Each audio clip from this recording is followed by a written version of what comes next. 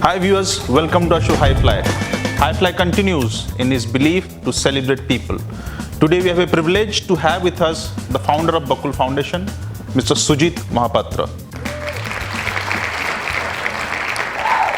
Sir, Hello. welcome to our show. Thank you.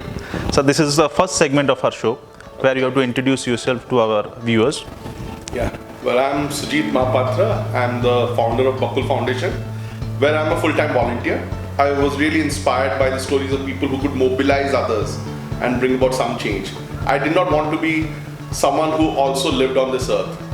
I wanted to change the way the world was, that I came into.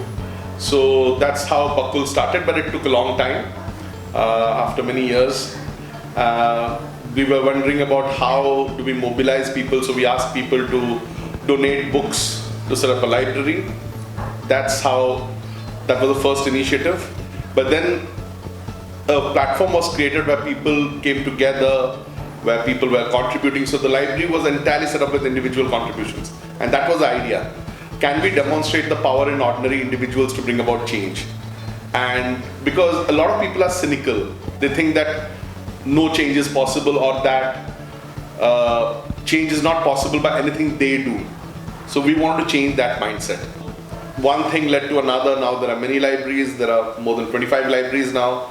The library, we don't have a separate office. The library works as an incubation center, as a community center. So people come to the library to read or to volunteer, and more other initiatives come up. So there's a lot of public art that we have been into, environmental campaigns, particularly gifting a plant campaign.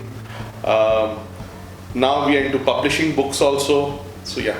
So one thing that was always there in my mind to ask you, a lot of youngsters now coming into social entrepreneurship, but somehow the contribution of small things which makes big change ultimately, this is something which they don't understand. We would like to take that advice from you. 7 best things from social entrepreneurship. Okay. Now, the first thing is, when we talk about social entrepreneurship, we have to think about social entrepreneurship vis-a-vis entrepreneurship and vis-a-vis NGOs. Okay.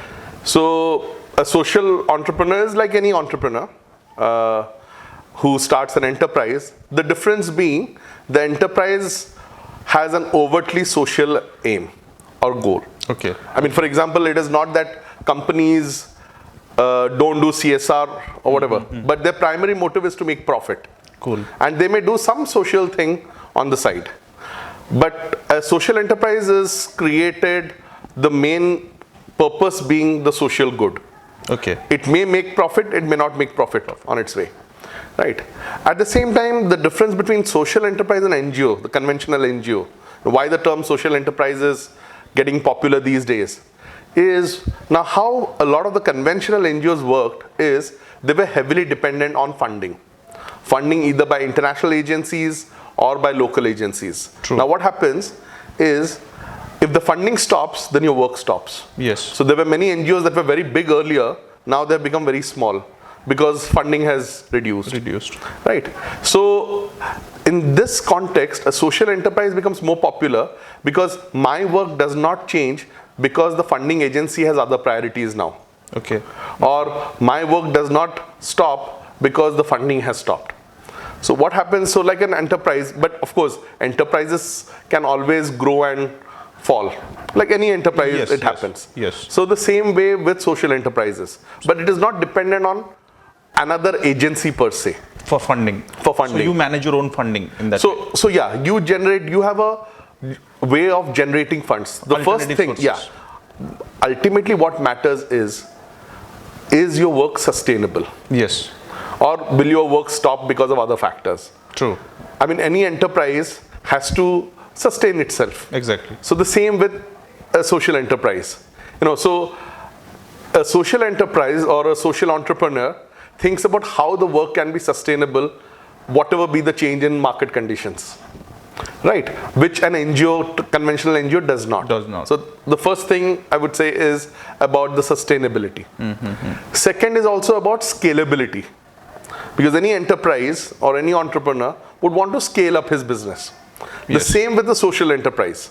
Yes. So the scaling up is not necessarily in terms of money. It is definitely in terms of the social impact that you Impact. have. How many people you can reach across? How many people you are impacting? Yes, Or yes. how many people you're reaching out to?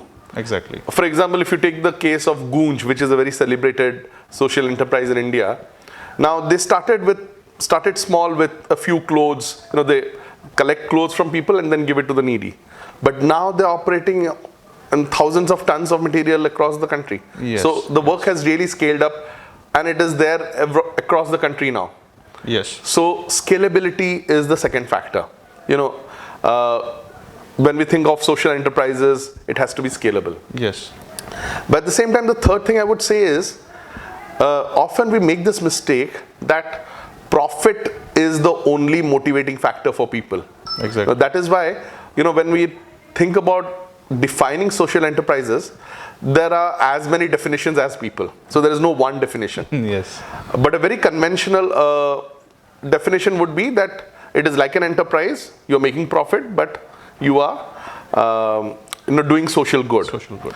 But the problem here is, because people who believe in this, that this alone is a social enterprise, believe that profit is the only motivating factor.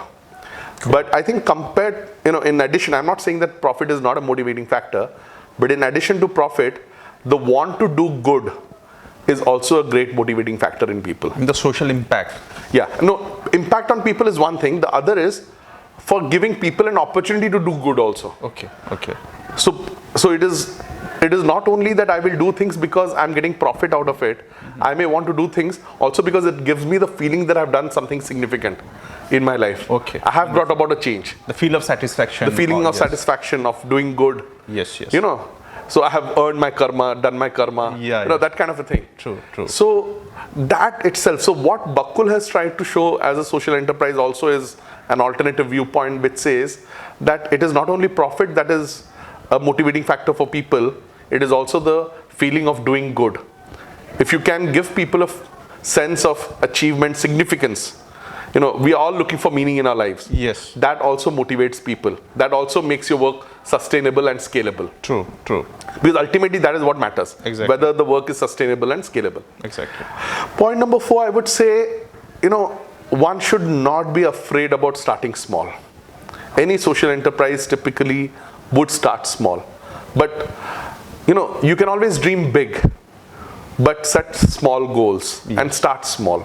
Yes. So we also started like that. Every enterprise, in fact, a lot of social entrepreneurs that I've talked to, they say, we had not thought of ourselves as social entrepreneurs. Nowadays, of course, because it has become a buzzword, people are thinking like that. It's more of a fancy word also. It's a fancy word. Yeah. But there are people who have said, that, "Arey, hame to entrepreneur mein kitne ease hai, itna bhi pata nahi tha." Things like that. But then you are clear about what you want, and it's fine if I just start with very small. Yes. But then I think big, and there are milestones that are set, and then move ahead. The 5th point I would like to say is that one should never give up. Persistence is very important. Very important. Because I always see this to our volunteers. In India, there is no dearth of people who have tried to bring about a change. Exactly. But there is a big shortage of people who have persisted. Yes. Because if it was that easy, Yes. it would have happened long back. Because it is not that easy, Yes. that is why it requires us to do it, and that is why it requires persistence. True. True. And linked to this is the other point that I would like to make, is that, sometimes the results may not be visible. Particularly, when you're trying to do something very different, long-term impact is not definitely something that is, very visible. Exactly. And so it can be very frustrating. Yes. So what is very important is that you should be convinced about what you're doing. You need to trust your beliefs. Yes. Like I always tell myself, when I get very frustrated, I say, if it is that frustrating, then it is probably all the more reason that I'm doing it.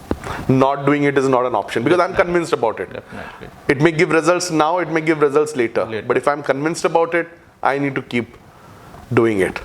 And the last point I would say is, in whatever we are trying to do, it is strategically significant if we can dare to be different. If the same thing you can do it differently, if you can innovate. One thing that I always feel, I always try to follow is not to be a lesser version of someone else.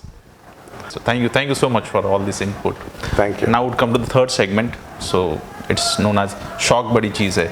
So it's more of a lighter-hearted segment that we have. Favorite movie star of yours? Nowadays, I like the new crop of movie stars like Nawazuddin Siddiqui, Vicky Kaushal. Oh, I very love promising. them. Yeah. Promising. Rajkumar Rao. Yes. Yeah, so they are my favorite. And you looked very foodie. I mean, so any top 3 food joints from Bhubaneswar that you can recommend to our viewers? Okay, so Boca Cafe is the one that I frequent the most. Okay. My wife, is associated with it, but that's not just the reason. Wonderful. I love, going to the Marion. I also, love the Crown Biryani. Okay. And I love street food. My favorite ones being Foods Day in Shahid Nagar and Supilicious. You can recommend 2 places from Odisha. So we are also helping Odisha tourism, mind you. So 2 places from Odisha that you can recommend to our viewers that they should watch. On the seafront, I would definitely recommend Gopalpur. Debrigad Wildlife Sanctuary is also something that I would recommend. Thank you so much, viewers. Next episode, we will again be back with one more personality. So could you please recommend our viewers to subscribe, like and share this channel. I request all of you, I think I have been following the channel, the other sessions that have come up, and I strongly, if you saw this session and liked it, please like, subscribe and share it with friends.